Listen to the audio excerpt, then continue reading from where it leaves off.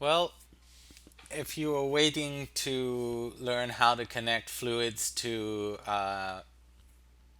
nCloth, you've got to the correct video. This is the actual video where I talk about this, that I show you how to do this. All the previous videos are basically cloth setup and the reasons I connected stuff up the way I connected it. Gave some good tips, I hope. Um, so let's get started on fluids. So the first thing we want to do with fluids is basically create a container. The reason we want a container is basically it's going to be the area where the air is going to flow. And then what we're going to do is connect between that container and our nCloth objects, and then have that container move, the velocity inside of that container, the particles inside of that container will move our basic cloth. So with that being said, let's get started. What I'm going to do is go into fluids, container, go into its options. Let me just reset. So I don't want Maya to add an emitter, so I'm going to just turn off add emitter, and I could give it a name and so on, but in this case I don't want an emitter. I just want the box. I just want the container itself. So I turned off add emitter, create, and I could have changed a lot of attributes and so on, but in this case I'm going to do it myself. So I'm going to go up here. Let me just close all of these tabs because I'm going to show you what they do later. So first things first, let's get our container to move out, surrounding our cloth. A lot of people just do this. Sorry, just go and scale. Do not do this. If you're new to fluids, you should know if you want to scale, you do it through the node itself. So what we're going to do is 500 by 200 by 500. So basically I have a nice container, and I'm going to raise it just so it's more or less just underneath the floor. I could, if I go to the front view, probably snap it to the grid. I, just press X. Now I want to move the pivot point, so I'm gonna just press D just once. And pull down, and I'll press X again to snap to grid. Press D again, and go back to my perspective, and here we are. The next thing we want to do is change the resolution. The resolution will basically decide how we see the voxels inside, or how many voxels will be inside. Just to display that, voxel quality, yeah, doesn't matter. Let's just do this. Let me just put this up to 100. This might make my scene a little slow, and we might knock this down later. Basically, the more detail you have in here, it's just like pixels. The more pixels you have, the more detail you have. This is voxels, which are kind of 3D pixels. So the more of these we have, the more detailed we'll have, but the slower things will calculate. So I think in this specific case, 100 should be enough. So what do we want to do? We want to start moving stuff inside this lovely container. So to do that, we basically will go down to container details. And as we can see, we got density, velocity, turbulence, temperature, fuel, and color. So these are all different elements that create a fluid. Density, if you think about it, is the visual representation of the particles. It will be like steam or water. Velocity is basically the speed or the motion inside the container. Turbulence is like basically the noise that is causing the velocity to change direction. Uh, Temperature will basically change the way and the speed and the way that uh,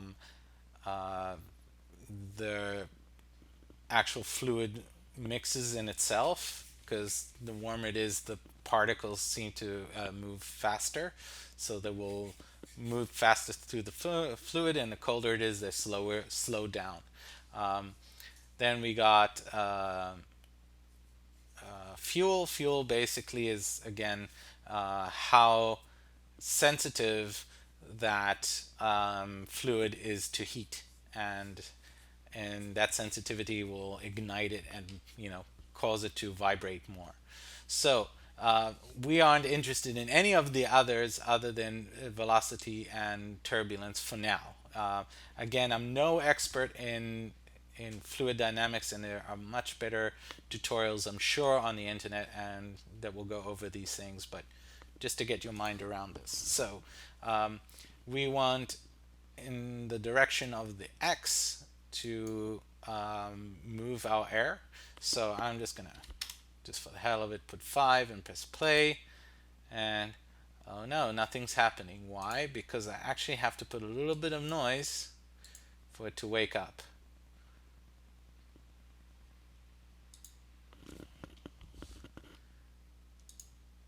Actually, I'm gonna turn this up.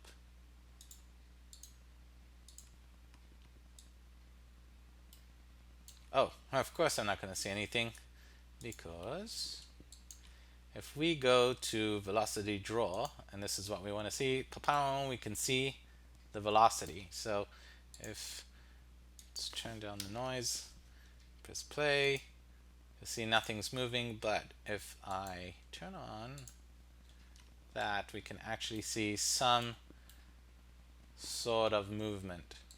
But if we look at our cloth, it is not being affected by that movement. It's just, they're separate. They're behaving their own way.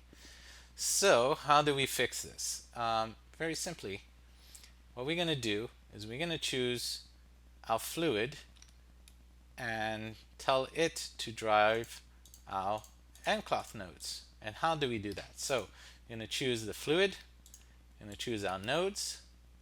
We are going to go to fluid solvers. We're going to go assign to selected right here. So now you'll see there's going to be quite a, actually, just so we can see the difference, you could actually see the difference almost immediately. You could see that these guys are kind of moving differently. It seems to be something pushing against them now. So that's kind of cool, I think. Don't you? Alright, so the next thing I want to do is make sure that the buildings inside here are also bouncing off the wind. So what I'm going to do is choose a container, choose the buildings, go to fluids this time, and go make collision. So when I start this, basically the first few frames, will bounce, but now this is going to stop bouncing off the buildings. So the last thing I want to do is open turbulence, and I'm going to knock the noise down, so again we won't have much movement at all. But now what I'm going to do is I'm just going to put the turbulence strength up to 1, just so you can see, and we're getting turbulence. So now the turbulence is really strong, so I'm actually just going to turn this to 0.5, that half the distance, just to see. And again, we can maybe turn it down to 0.2. We'll slowly find the correct motion. And as you can see, now it's flowing through. But the main thing that I'm noticing, I don't know if you can see it, I'm going to try knock down the amount of arrows just so you can see it. This is just a display thing. It's not actually making less voxels. It's actually bouncing off the container walls, and I don't want that. So let's just go up here under the fluid shape. What I'm going to do is just turn all of these off. And let's give it a go now. as you can see, we're actually having flow. It's going to flow through. It shouldn't bounce off the container wall, but it is. I don't know why. But in any case, what do we care? We just want that nice wind, right? So let me just choose our flags and let's have a look at what we got. So we have gone through the building. Actually have a wind. It's fairly strong. It's blowing. It's blowing through here.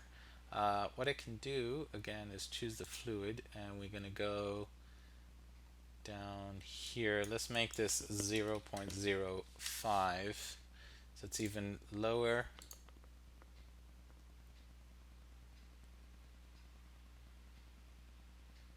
There we go. Now we're having a really nice flow. Alright, now of course we can change a couple of things to have a nice beautiful wind. And again, as you can see, right now it's blowing in one direction, but because we're getting bounce off the wall, we're getting some turbulence in here. What I can do is just add a little bit of noise and swirl, so it will, start messing with this a little more. So now we're getting stuff like this. I mean, isn't this awesome? I'm already over time, but I'm going to wrap this up now. Couple of other things that you can dig into and learn is under dynamic simulation, we got viscosity, friction, and dump. All three of these will change the behavior of the fluid. It basically, friction will kind of slow it down when it hits an object, and dump will kill the motion as it goes through time. And viscosity basically will make the air like more condensed, more sticky. So it will make it more like a molasses. You can play around with this. So you can pretty much control the way this behaves.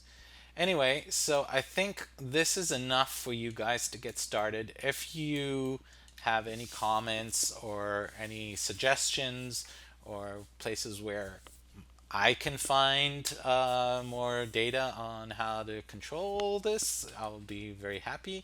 If you have any requests on videos that you would like me to make, I will again be very happy to oblige. Thank you very much for watching, and I hope you enjoy these series of tutorials. This one again is the tutorial on how to connect the fluids to the nCloth. I hope you enjoyed it, and maybe see you soon in a updated video. So long.